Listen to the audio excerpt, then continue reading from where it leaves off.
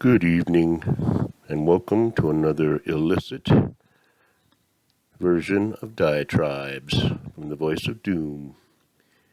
And now here is your ill-begotten and illiterate host, voice of Doom.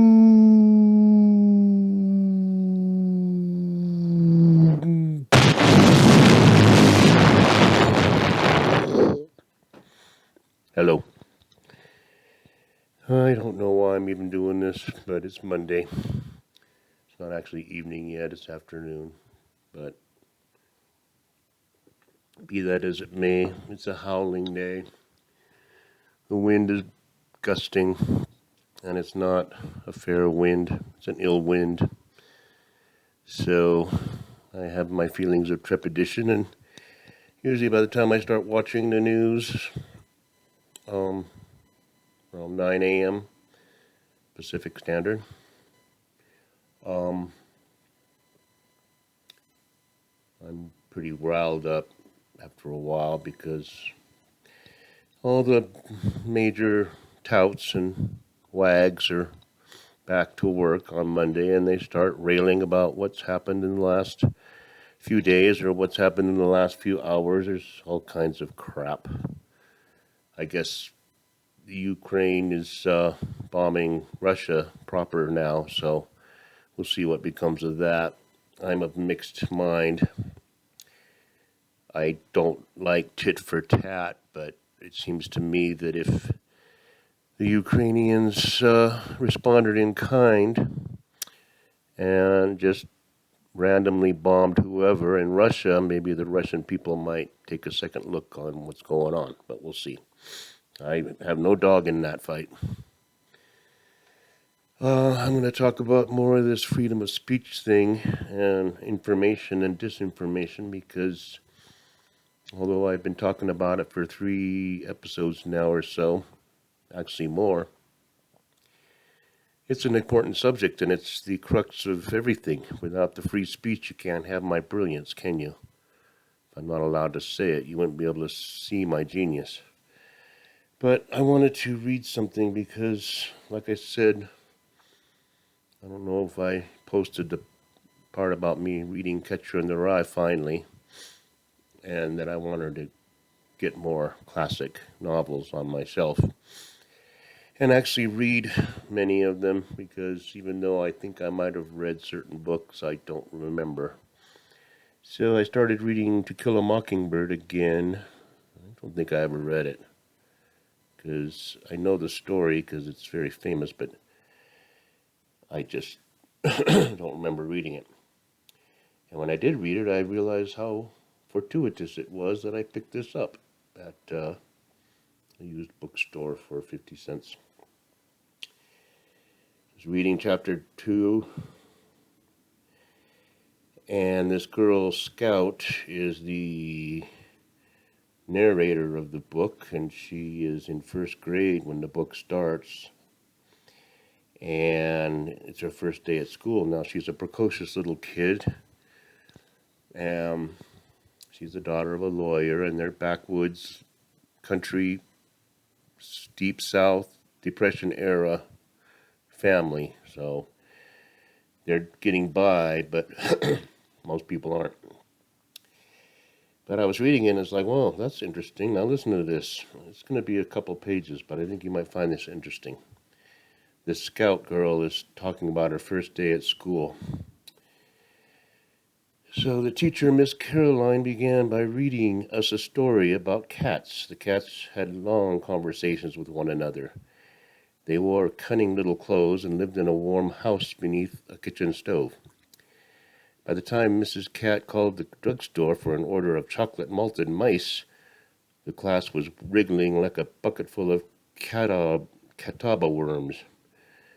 Miss Caroline seemed unaware that the ragged, denim-shirted and flour-sack-skirted first grade, most of whom had chopped cotton and fed hogs from the time they were able to walk, were immune to imaginative literature.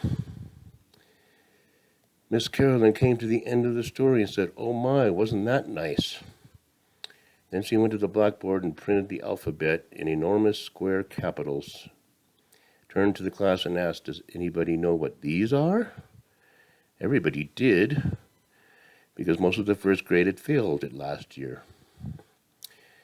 I suppose she chose me because she knew my name. As I read the alphabet, a faint line appeared between her eyebrows.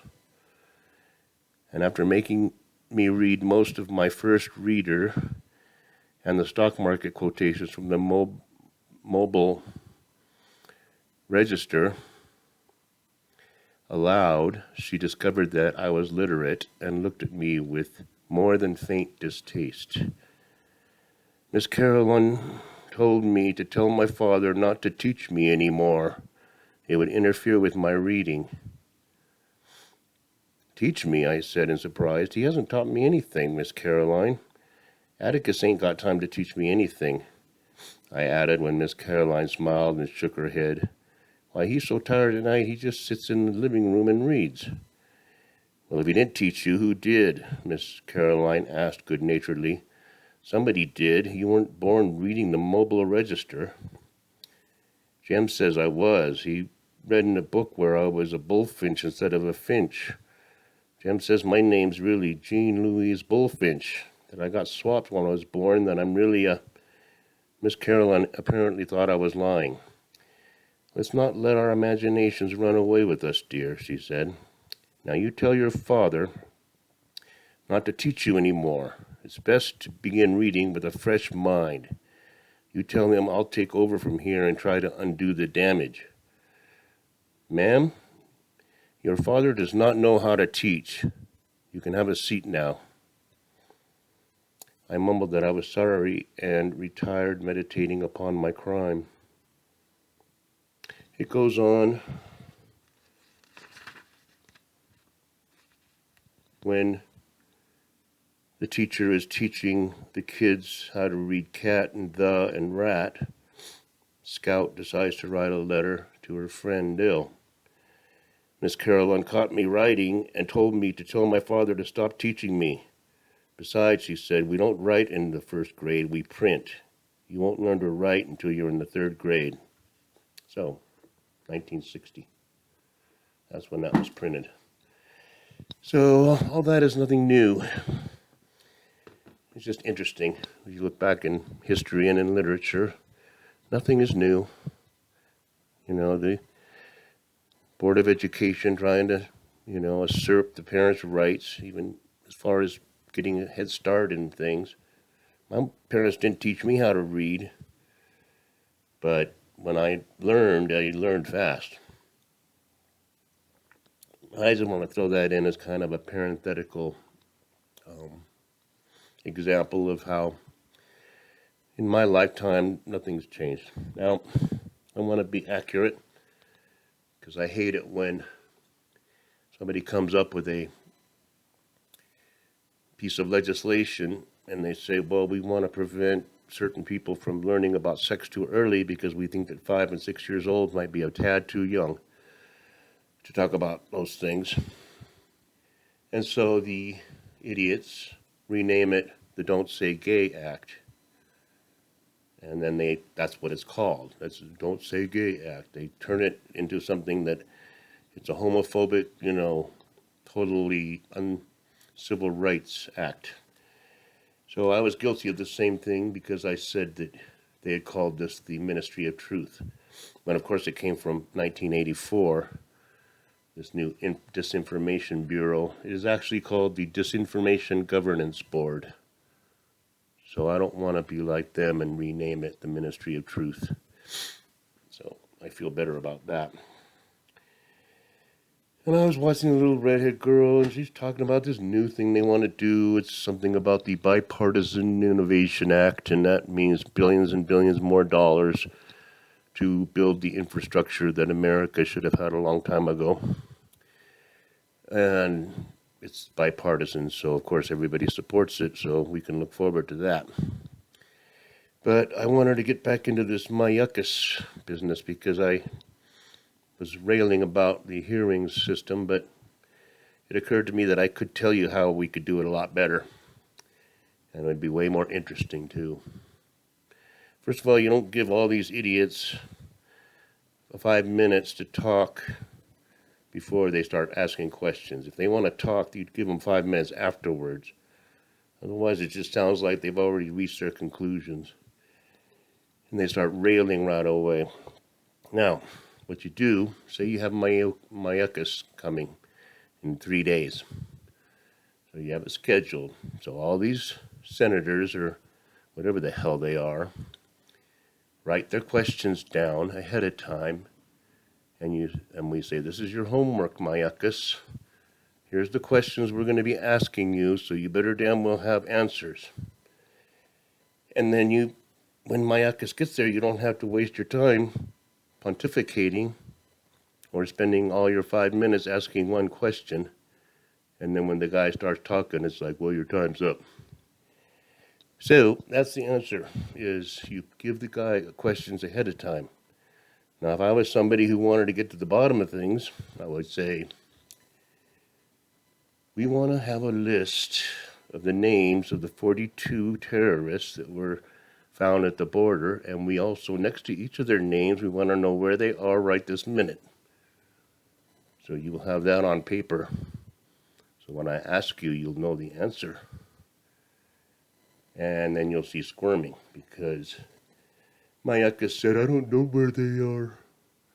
And then later on the Sunday Touts, Sunday Idiots shows, he says, well, I wasn't very clear, was I? Actually, I do know where they are. And that's it. Well, where are they? Well, they didn't ask where. I do know where they are. They're in Oahu. They're in Akron. They're in Juneau, Alaska. They're in Dover, Delaware. They're in Puyallup, Washington. They're in Elko, Nevada. Got all their locations here for you. So that would be an answer to that. Now, another thing I would have on paper and give him 3 days before he comes to his hearing, I would say something to the effect of, well, we know the major problem with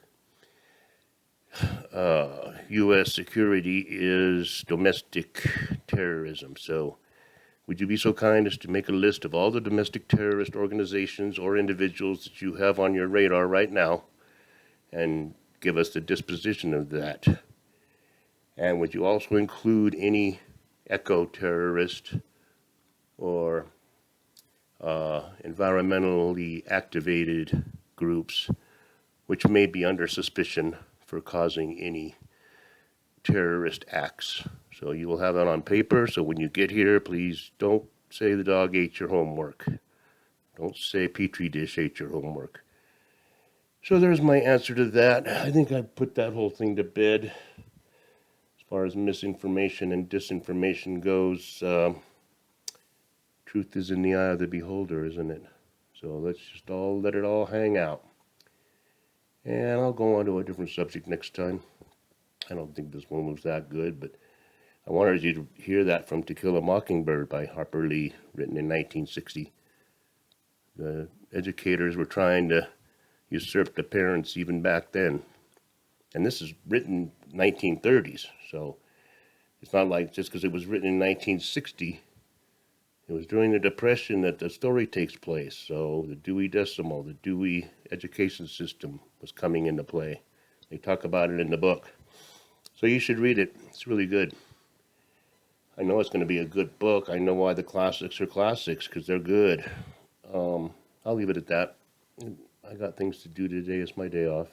So I'll bid you a fond farewell and enjoy the rest of what's left of history.